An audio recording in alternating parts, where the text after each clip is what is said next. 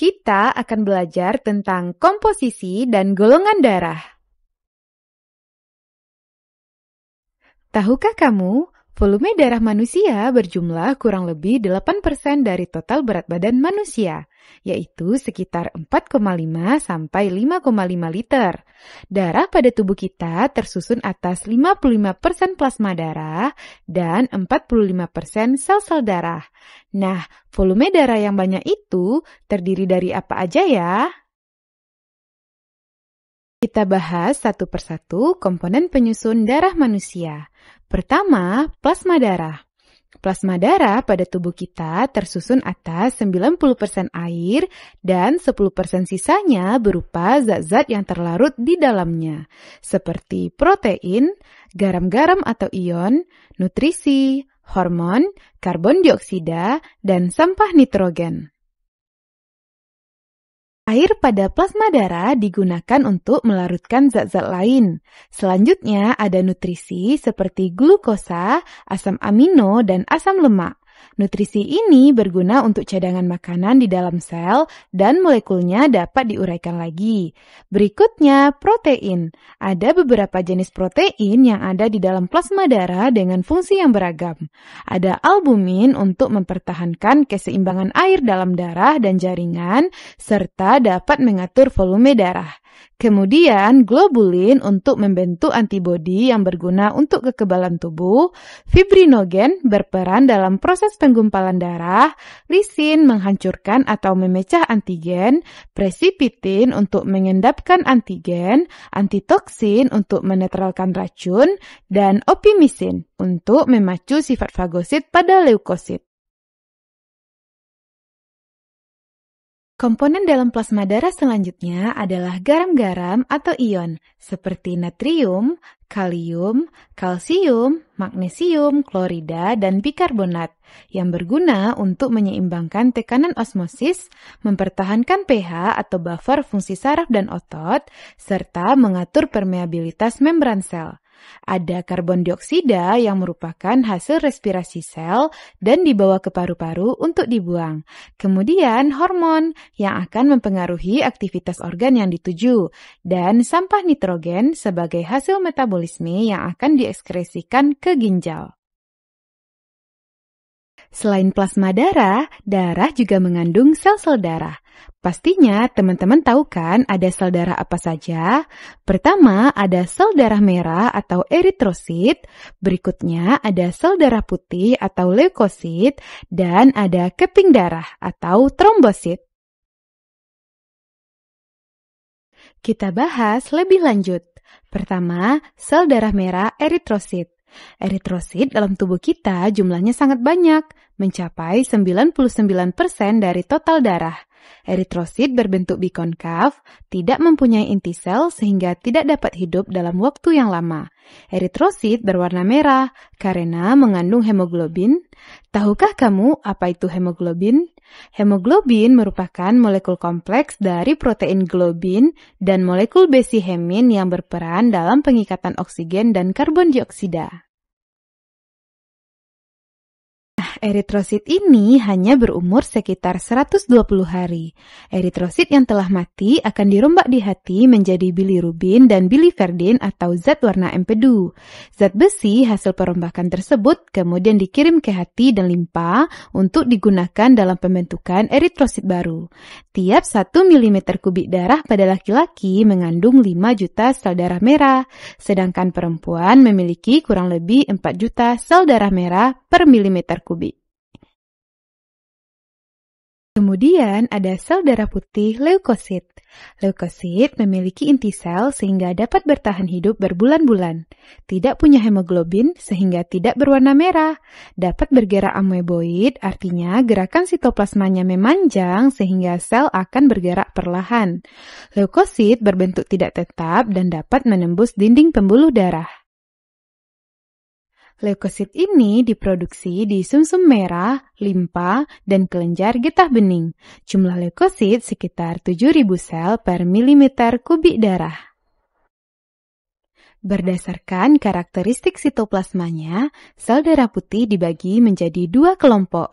Ada granulosit, merupakan sel darah putih yang sitoplasmanya bergranula. Contohnya neutrofil, eosinofil, dan basofil. Dan ada agranulosit, merupakan sel darah putih yang sitoplasmanya tidak bergranula, seperti limfosit dan monosit. Sekarang kita lihat satu persatu karakteristik leukosit bergranula. Pertama, basofil. Jumlahnya 20-50 butir tiap 1 mm kubik darah. Plasmanya bersifat basah dan terdapat bintik-bintik biru yang mengandung histamin. Fungsinya memberi reaksi alergi dengan mengeluarkan histamin yang mengakibatkan peradangan dan heparin yang berperan dalam pembekuan darah. Basofil ini bersifat fagosit, artinya selnya dapat menelan material padat di dalam tubuh. Berikutnya, eosinofil, berjumlah 100-400 butir tiap milimeter kubik darah. Plasmanya bersifat asam dan terdapat bintik-bintik merah. Berperan dalam pertahanan terhadap parasit, eosinofil juga bersifat fagosit. Leukosit granulosit selanjutnya neutrofil, berjumlah 3.000-7.000 butir tiap milimeter kubik darah. Plasmanya bersifat netral dan terdapat bintik-bintik merah kebiruan, berperan dalam memusnahkan bakteri dan zat-zat asing yang masuk ke tubuh serta bersifat fagosit. Dan karakteristik leukosit tidak bergranula antara lain, pertama, limfosit, berjumlah 1.500-3.000 butir tiap milimeter kubik darah. Tidak dapat bergerak bebas, tetapi dapat membentuk zat antibodi, berperan dalam pertahanan terhadap serangan mikroorganisme, makromolekul asing, dan sel-sel kanker. Selanjutnya ada monosit, berjumlah 100-700 butir tiap milimeter kubik darah, dapat bergerak cepat, bersifat fagosit, dapat bergerak bebas, membesar, dan berkembang menjadi makrofag, berperan menjaga kekebalan tubuh dan infeksi. Nah, leukosit memiliki fungsi yang sangat penting bagi tubuh kita. Di antaranya adalah, pertama, menghancurkan kuman penyakit dan zat-zat asing seperti bahan kimia berbahaya. Kedua, mengangkut lemak dan menghasilkan histamin. Dan terakhir, dapat melumpuhkan kuman penyakit yang berada di luar darah. Keren banget ya teman-teman, leukosit dapat membantu kamu agar tidak mudah sakit. Sel darah yang terakhir yang akan kita bahas adalah keping darah atau trombosit. Trombosit dihasilkan oleh sel megakariosit.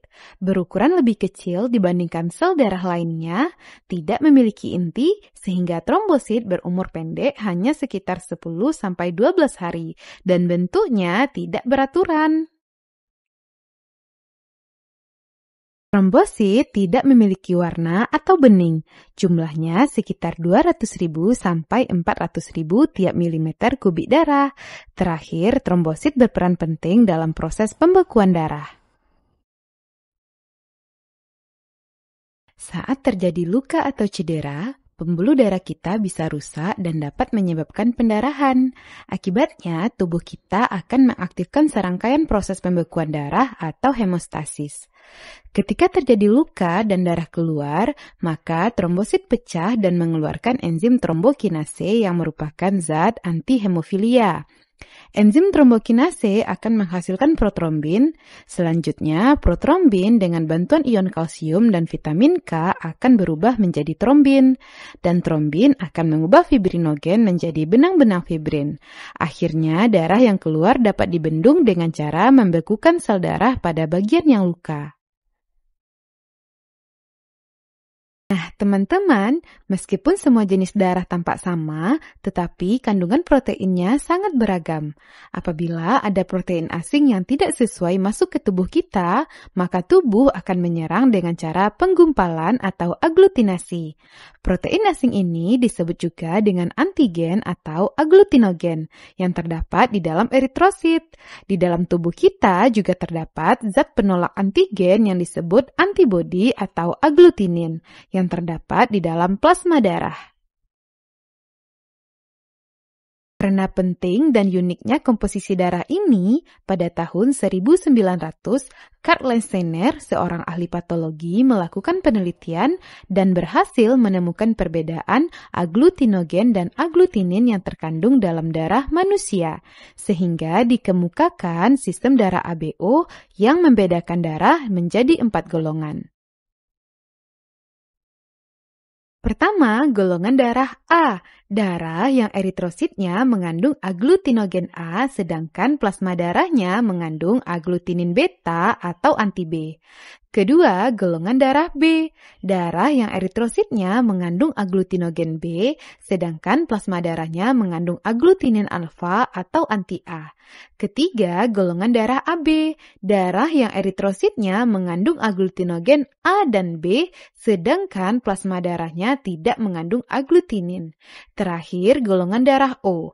Darah yang eritrositnya tidak mengandung aglutinogen, sedangkan plasma darahnya mengandung aglutinin alfa dan beta. Penggolongan darah ABO ini sangat berperan dalam transfusi darah antara resipien dan pendonor. Resipien adalah orang yang menerima darah, donor adalah orang yang memberikan darahnya. Dalam transfusi darah harus diperhatikan jenis aglutinogen donor dan aglutinin resipien. Kamu harus tahu kalau golongan darah O disebut donor universal karena tidak memiliki antigen sehingga mampu memberikan darah ke semua golongan darah. Dan golongan darah AB disebut resipien universal karena tidak memiliki antibodi sehingga dapat menerima darah dari golongan darah manapun. Tapi pada praktiknya hal tersebut jarang dilakukan karena kemungkinan adanya ketidakcocokan darah di luar sistem ABO. Gimana? Sampai di sini kamu bisa kan memahami tentang komponen darah dan golongan darah?